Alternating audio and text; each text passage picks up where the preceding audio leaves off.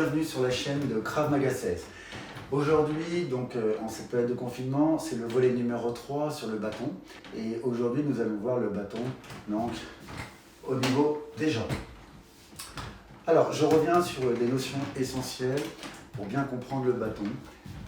Donc déjà, le bâton, lorsque je suis attaquant, est extrêmement dangereux dans sa première partie, son premier tiers, son premier quart, on va dire plutôt, parce que si je mets l'intégralité de mon poids de corps, si je me mets en estoc comme ça, en fait, je vais lui mettre le poids de corps. Si je me mets avec la jambe droite derrière parce que je suis droitier, ici, je vais donner beaucoup plus de puissance à mon cou, et donc c'est cette partie-là qui va être la plus dangereuse.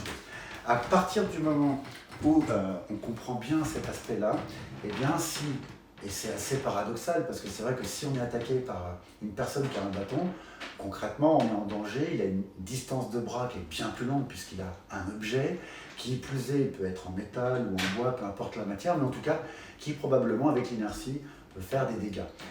Donc à partir du moment où nous avons compris qu'en effet si on cassait la distance, eh bien, on pouvait se sortir de cette situation puisque la personne, on neutralise en quelque sorte le coup de bâton.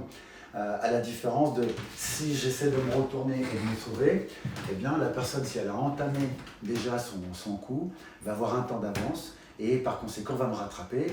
Je me tourne le dos, c'est extrêmement dangereux, vous en convenez. Donc pour éviter d'en arriver là, on casse la distance. Donc là, la personne qui vient frapper en bas, je vais jouer son rôle. Elle va être, à moins que ce soit un grand bâton, mais si c'est par exemple une télescope, c'est rare d'avoir des télescopes comme ça, mais ça peut exister, qui vont au maximum faire 20 cm, on va se baisser un petit peu, d'accord? Donc on va profiter un petit peu de ça. Donc ici, le premier temps que nous devons faire, on va faire plusieurs choses en même temps.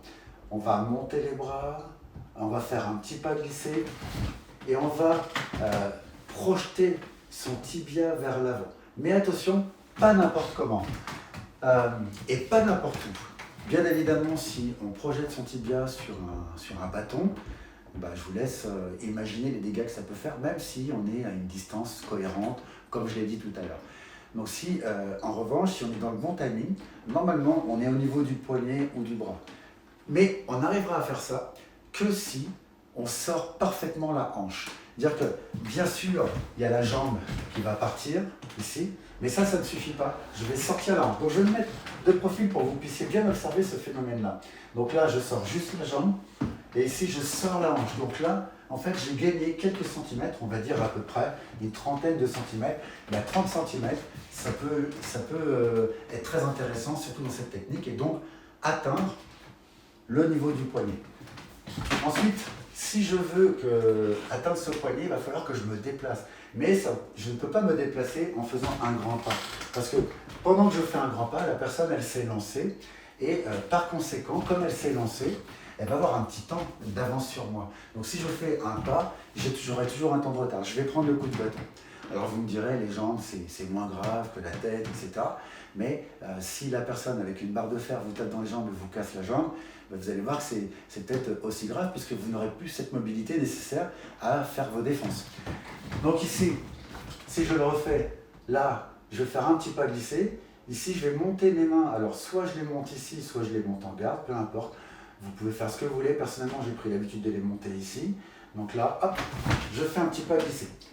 J'ai bien sorti ma hanche et surtout, j'ai prêté une attention particulière à ce que mon pied ne soit pas en flexion, mais en extension. En extension parce que si je prends le coup de bâton, parce qu'il était plus bas que j'avais imaginé, si je me prends le coup de bâton dans la pointe de pied, eh bien, ça fera des dégâts aussi à mes orteils.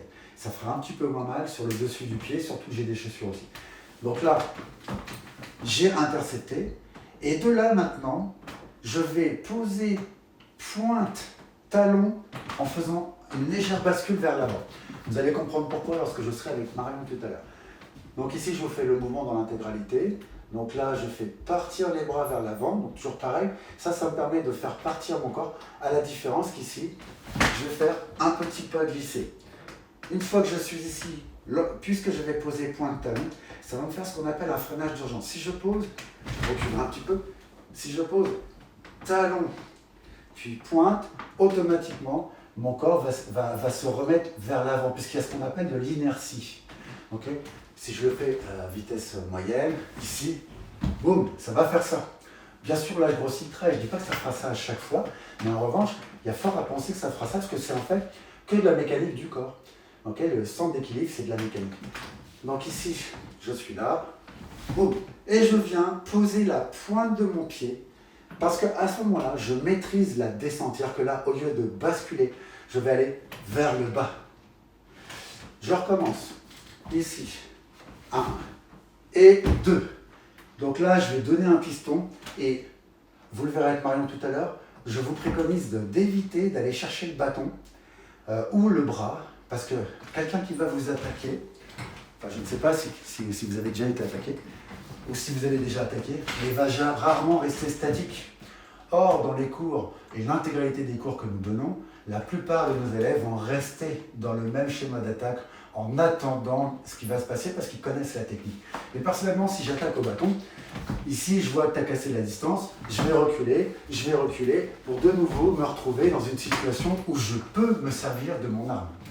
Okay, alors derrière, je pourrais faire ce genre de truc, boum, boum, boum, ok, utiliser également l'intégralité de mon corps. Mais si j'ai un bâton, c'est pour conserver une certaine distance ou avoir aussi une certaine puissance. Donc, si on prend ça en compte, on va éviter, s'il vous plaît, d'aller automatiquement chercher le bras, parce qu'un automatisme, donc ça s'appelle un conditionnement, si on en parle quelques instants, plus vous vous conditionnez à faire quelque chose et plus vous avez de risques, et ce n'est pas une chance dans ce cas-là, de le redistribuer si ça vous arrive dans la rue. Plus vous vous conditionnez sur une bonne technique et plus vous aurez de chance de faire la bonne technique si ça vous arrive un jour. Donc ici, 1, et là je vais basculer et en fait vous allez voir je vais chercher le creux de bras pour pouvoir le repousser.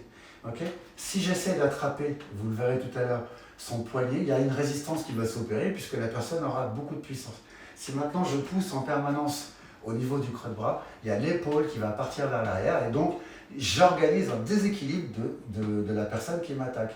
Et ça me permet moi de gagner du temps. Donc maintenant si on refait tout le schéma, donc ici 1, et là je pousse et je frappe, je pousse, je frappe. À un moment donné je viens chercher toujours la même chose à faire un barrage. Soit je passe au-dessus du bras, soit je passe en dessous. Si je passe en dessous, boum, ici, je viens chercher la main, je repars, tac, et je repars ici. Si je passe au-dessus, à ce moment-là, je glisse et je sors à l'aide de ma hanche. Ok. Donc ici, je demande à mon partenaire, là j'ai la chance d'avoir un partenaire, enfin une partenaire, c'est de se mettre déjà dans la situation qu'on a vue au cours précédent, où on frappe sur le côté, en middle, c'est déjà d'avoir commencé le déplacement. Donc ici, sans bouger, voilà, donc là, je viens, bon, ne bouge pas s'il te plaît, je viens pour travailler mon déplacement. Donc ici, mon petit pavé, c'est hop, ça emmène tout. Hop, ici encore, ici, hop, là. Une fois que je suis ici, là, je vais donc poser ma pointe de pied comme on a vu tout à l'heure pour éviter la bascule. Je pose ma pointe de pied, dans le même temps que les bras qui étaient ici ou là, là c'est très bien, moi j'ai pris cette habitude de travail, c'est cette main-là de venir chercher le creux de bras et dans le même temps frapper. Donc là, j'ai une bascule qui va être à mon avantage. Mon avantage, c'est-à-dire qu'elle va être dans l'ordre des choses pour pouvoir frapper le plus fort possible. Encore une fois, l'idée, c'est pas forcément de se saisir du bâton, parce que ça va être compliqué, c'est de frapper le plus fort possible afin d'éviter d'être en danger. On reprend, donc là, 1, 2, j'ai frappé. Là, comme je suis sur le coude, si la personne veut reculer, recule. Ici, j'ai une main mise sur l'intégralité de son déplacement. Après, la personne peut aller sur sa gauche, sur sa droite, ça c'est un autre débat. Mais entre-temps, elle aura pris des coups du piston dans le visage.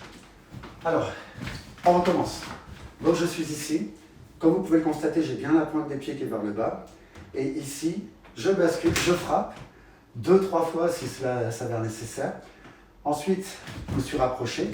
Et dans le même temps, soit je passe par au-dessus, boum, je l'amène, je frappe et je sors exactement comme on l'a vu sur les 2 cours précédents. Ou alors, ici, je suis dans la même technique du démarrage.